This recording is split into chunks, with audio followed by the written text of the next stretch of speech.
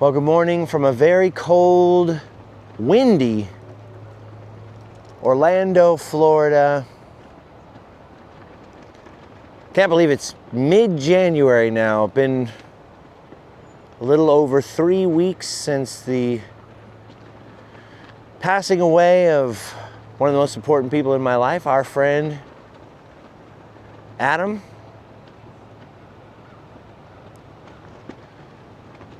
And I'll have a lot more to say about Adam in the future. There are many more tears to shed and laughs to share and stories to tell. It's going a little bit easier. Spent some time with his family. Another round of friends flew in to town to kind of visit the cemetery and go take an Adam tour kind of thing. For me personally, I've still been totally shattered, devastated, in shock a lot of times now. And then, you know, sometimes just you reach a part where you're numb. I don't mean totally numb, but I don't know, you're somewhat functional throughout the day. Like, okay, we're doing this, we're doing that, and then you break down. I think devastated would be the word. Like, you know, when you see a disaster or like fires, someone's house burns down, and you sometimes see pictures of people crying, and you sometimes see pictures of people just standing there stunned. I now understand those pictures a little bit better. Anyway, it'll be a long road, a long process, but there's just something I wanted to share today that I thought was sort of a nice memory or a nice thing. We've been reaching that stage where we can do that, you know, several hours a day with friends or his family, or we can remember the good times, we can laugh at memories, and it's not all just like the flood of tears, you know. So in that spirit, I thought I would share just a little tribute, a little revenge, and a memory in a second. I gotta say, it's been very weird. A friend put me up here on Walt Disney World property, wouldn't take no for an answer. I'm gonna put you up while you're out there. I know you gotta go do this thing. At first I thought, oh, that's the last place in the world I wanna be during all this, and kind of mix these memories and things. But I have to say, it actually has been weirdly healing. Like, at first it was really hard, right? I had to walk into the parks to get food, and I'm kind of ripping off Band-Aids of places that I only ever went to the first time because of Adam. And but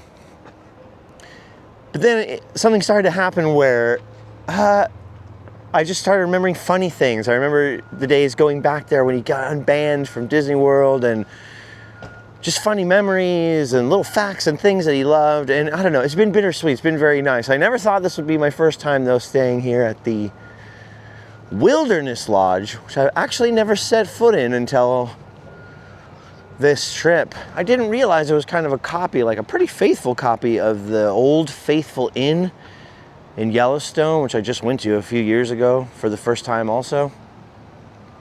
A really cool place. And obviously, under normal circumstances, I'd be stoked to be here. I'd be like, oh, dude, do a whole tour, get all excited. That's not gonna happen on this trip.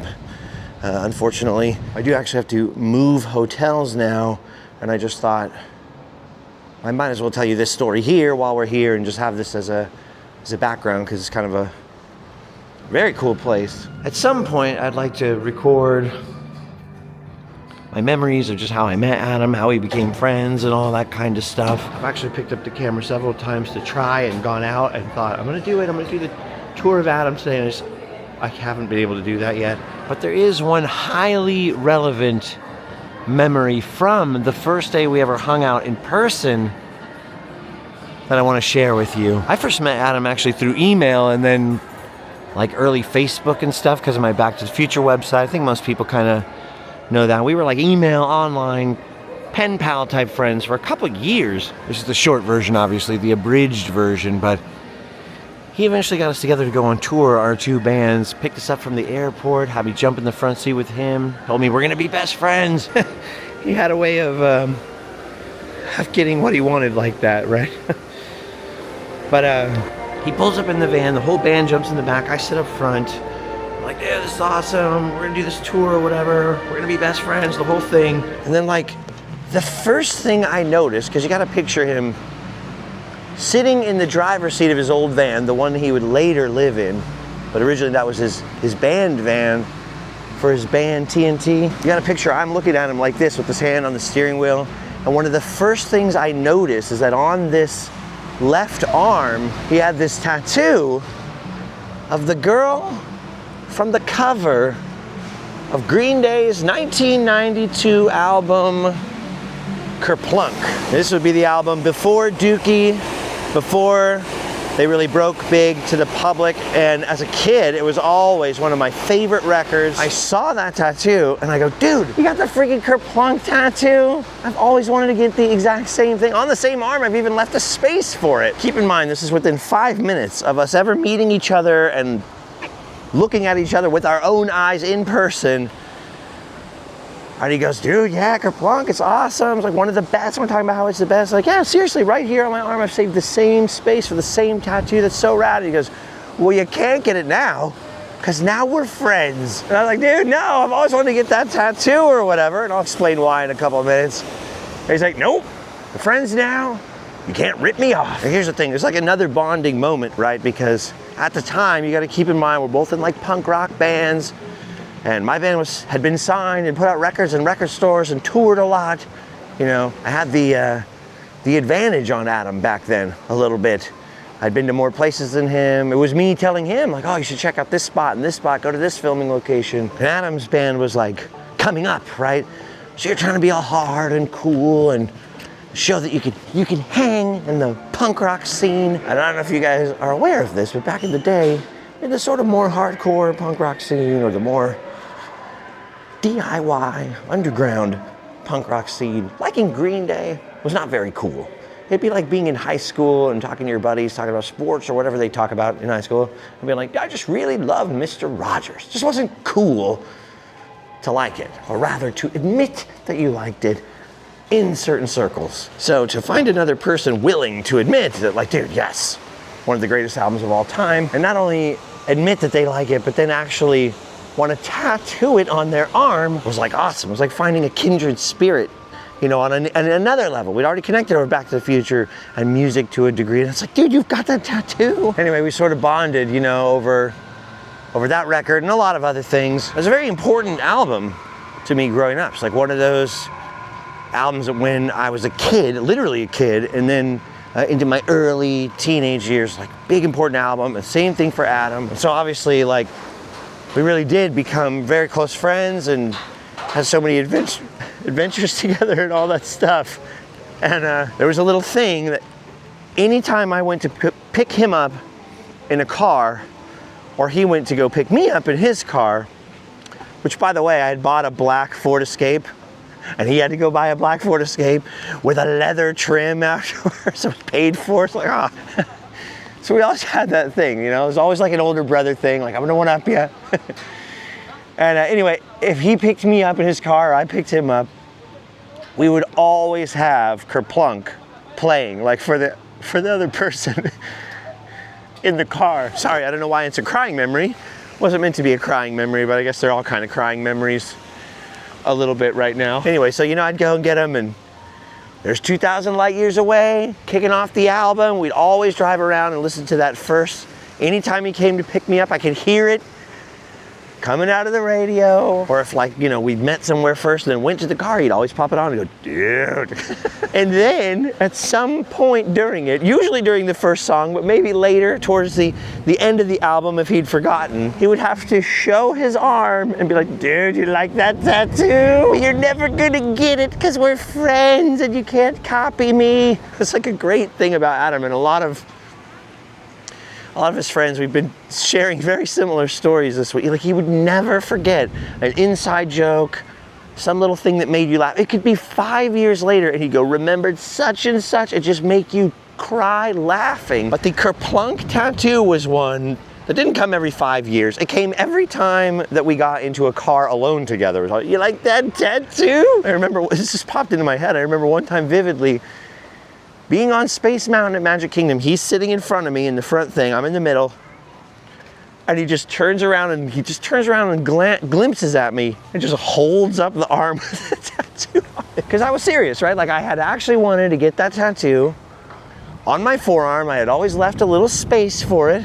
Actually, I used to write the set list in Sharpie on that space on my arm so I wouldn't forget the songs and didn't have to look at a piece of paper on the ground. And I was like, when I'm done with that, I'm gonna get that tattoo.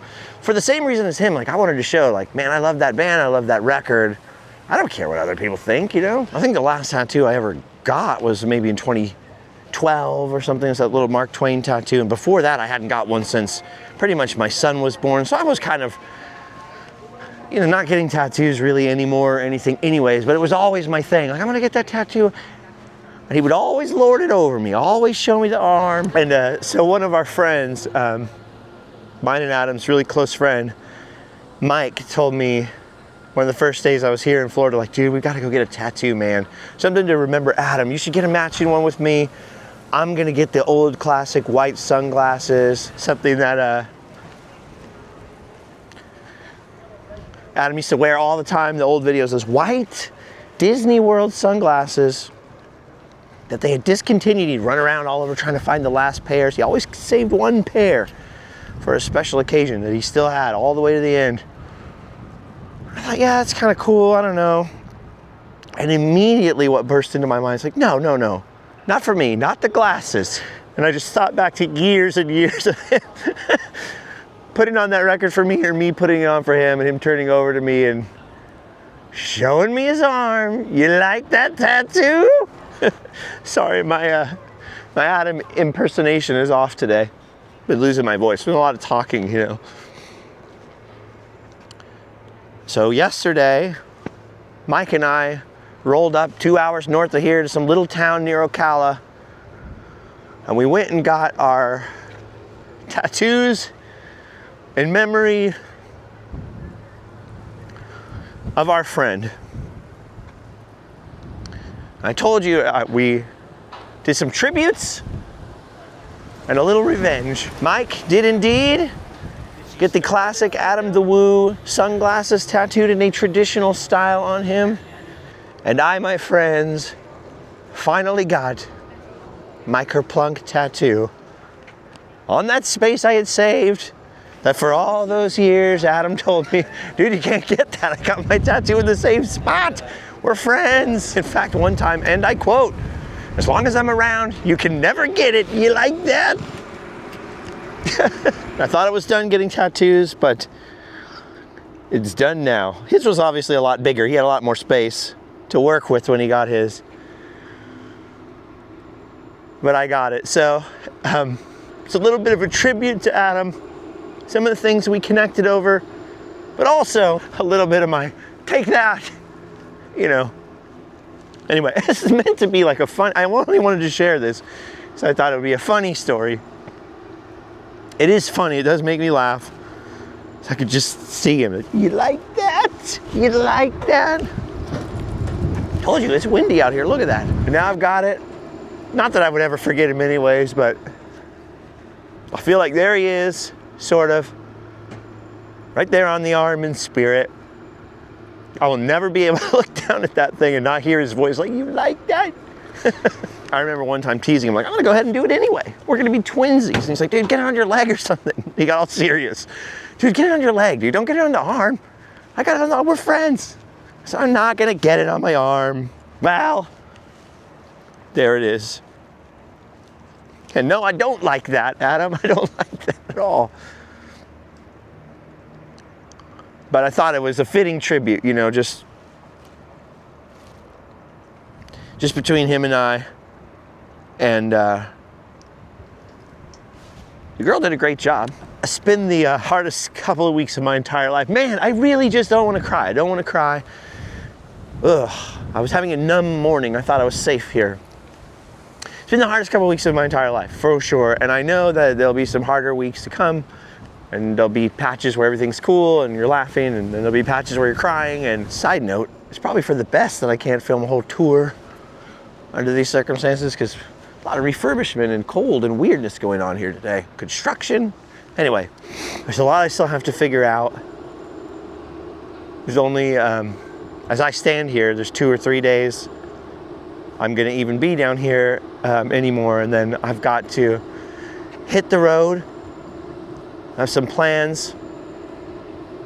If you're willing, I'd like you to come along with me for the ride.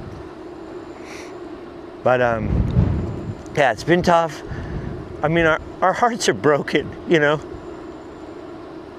Got to spend some time with Micah last night. It was like another friend of Adam's that was just really close, and shed some tears and laugh and share some memories. Actually, hung out with our friends in BC, DeLorean, friend Brandon and Jay were recording their podcast, so we talked about Adam for a little bit on there. On a blockbuster year, a podcast they actually started because of Adam. So, you know, after he's been laid to rest, I've had a few visits to the graveyard and said a lot of things I needed to say